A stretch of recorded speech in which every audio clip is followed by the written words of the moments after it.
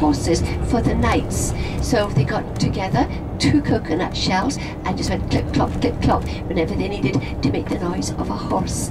And in September they have a big gala day here at Doon, and part of that gala day is to have a big medieval banquet at the castle. To go to the banquet, you have to dress in costumes of the olden times, just like they did in the Holy Grail, Monty Python's The Holy Grail. And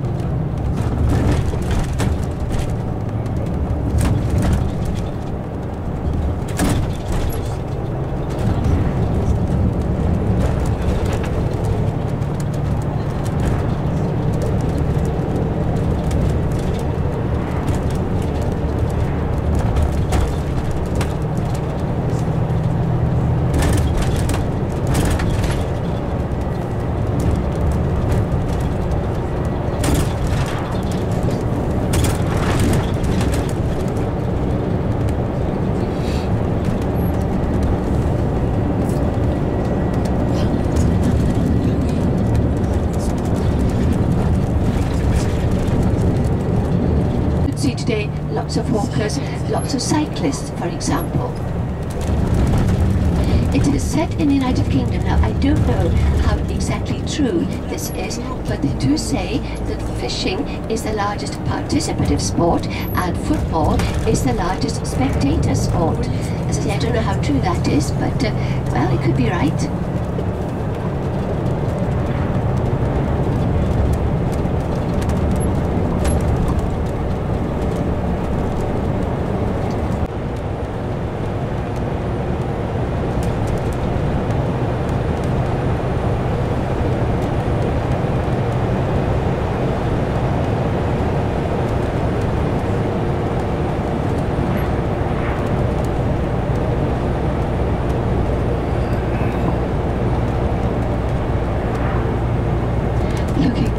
On the left, you can see these plastic greenhouses.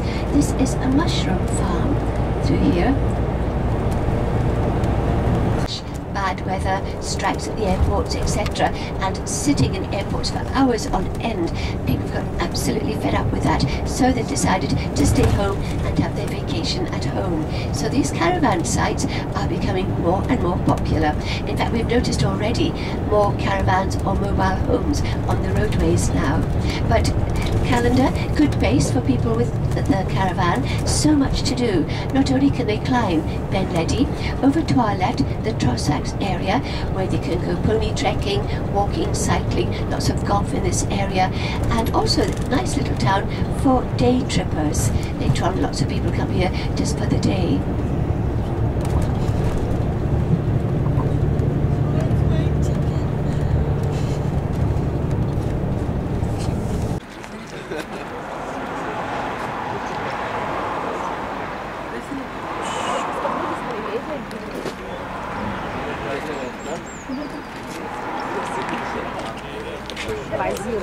Ракати, да, поворачивать свою красоту.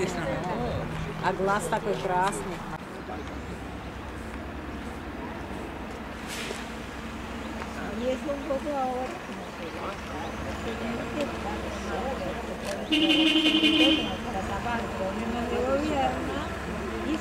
Смотри сюда, Хамиш.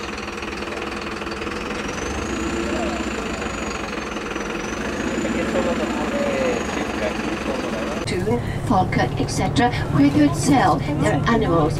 And so as they came from the north to the south, year after year after year, they pounded out the little pathways that became known as the Drovers' Paths, and this is what this was originally. This roadway was coming already for the water down on the left-hand side. Look at the reflection, it's absolutely beautiful. Not a breath of wind, and the reflection is 3D. Lovely.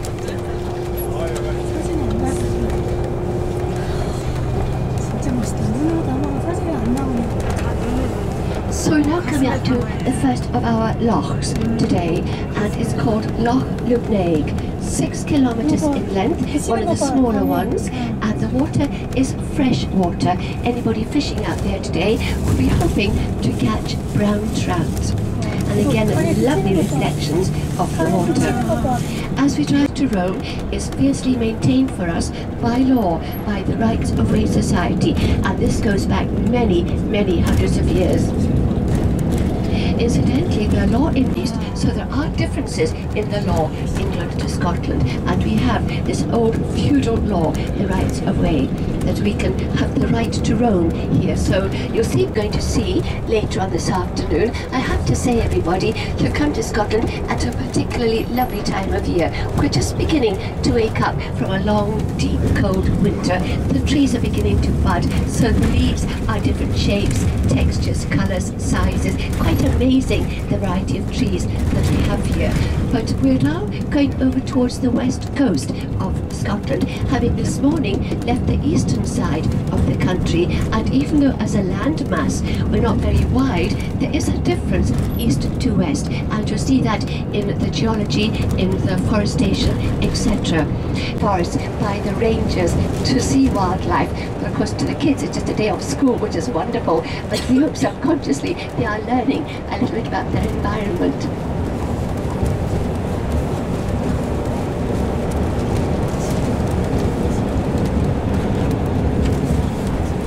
This area's latest claim to fame.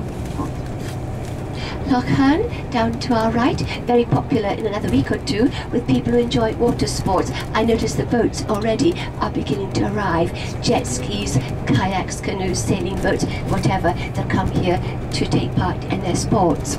Separated by a huge ocean. It was called the Iapetus Ocean, that it was called, and about 400 to 420 million years ago the two continents collided, and that is when England and Scotland met each other, as it were.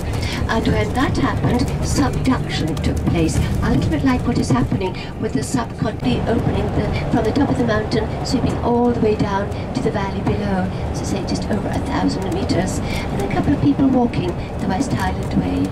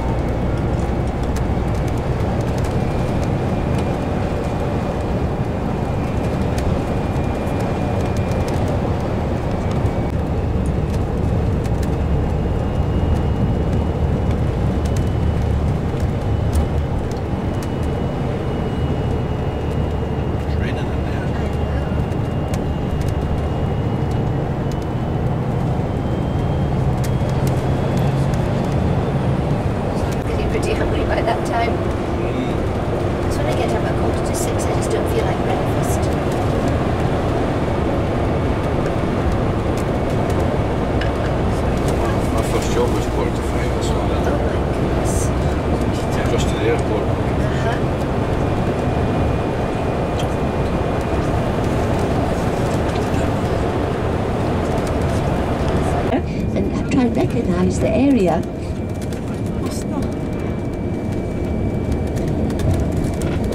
Not that long ago, a little bit further down in front of us, they were filming for the latest James Bond film as well.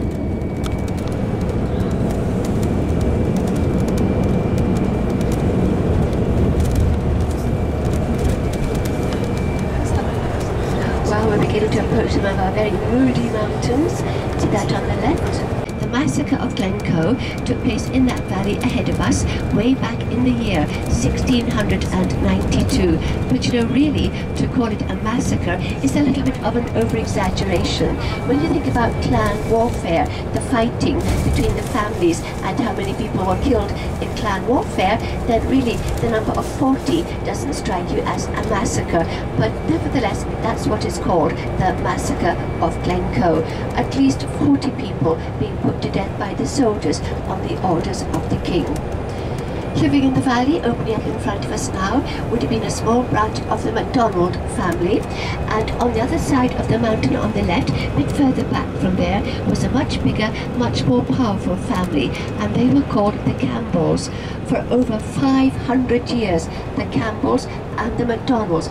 So, you know, it delayed him, and he missed the cut-off date at Fort William, where he had to go to sign the document of loyalty. He then had to go many kilometres south. Well, of course, William in London didn't appreciate the weather was different up here. He didn't realise what had delayed Macian, the chief, in going to Fort William to sign the document. He thought he was rebelling, and thought, well, if one chief is going to rebel, others will join him, and then soon there will be a mass uprising in Scotland. So I better do something.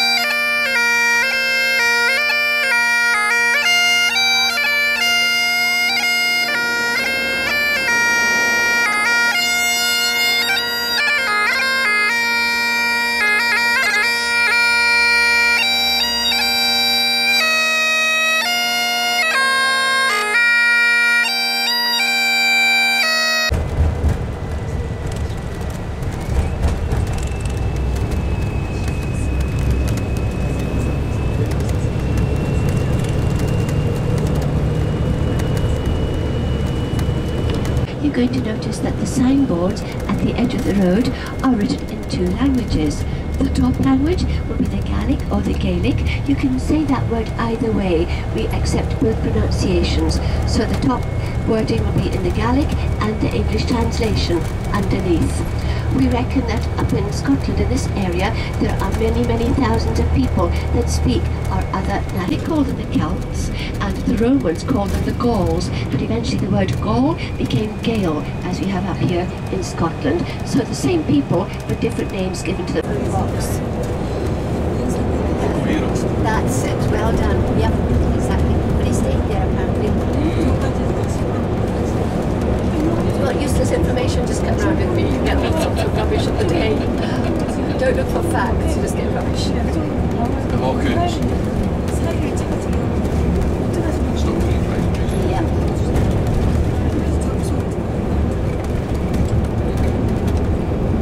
The skeletons of several plesiosaurs, and remembering that historically Scotland has been joined to Norway.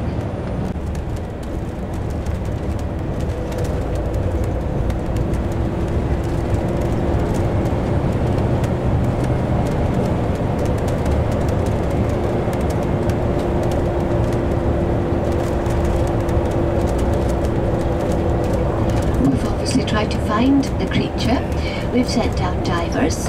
We had a submarine one year that went from one end of the loch to the other, and we've also had boats from this shore right across to the other side, and underneath the boats was every type of recording equipment available to us in the 1980s. But really to date,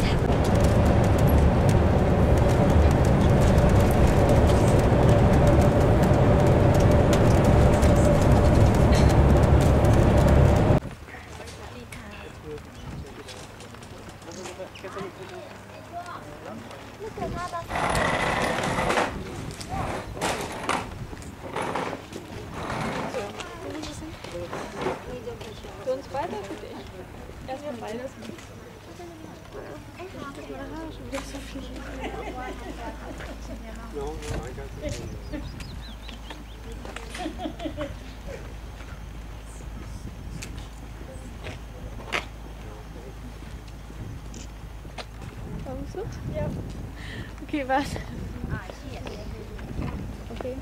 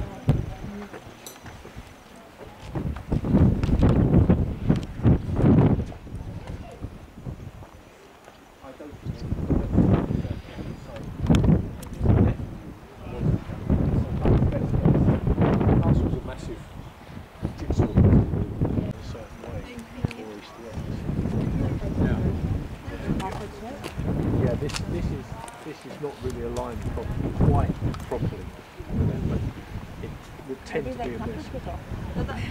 It was, yeah.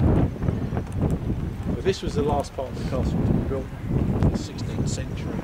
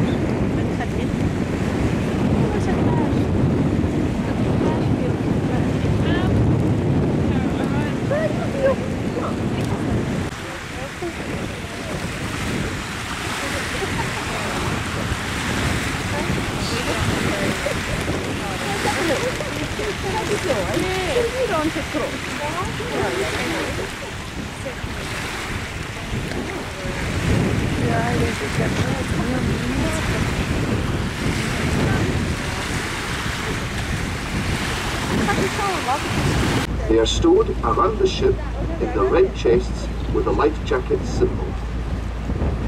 We also have a 65-person open inflatable life raft and a 20-person buoyancy apparatus. In an emergency, the crew will launch these or they can float free. Do not attempt to use them until instructed. Around the decks are 10 lifebuoys. Should anyone fall overboard, throw one in their direction, call "man overboard" as loud as possible. Any emergency will be signalled by 7 short and 1 long blast on the ship's whistle. Finally, please do not stand on the railings or the seats, and for the comfort of your fellow passengers, avoid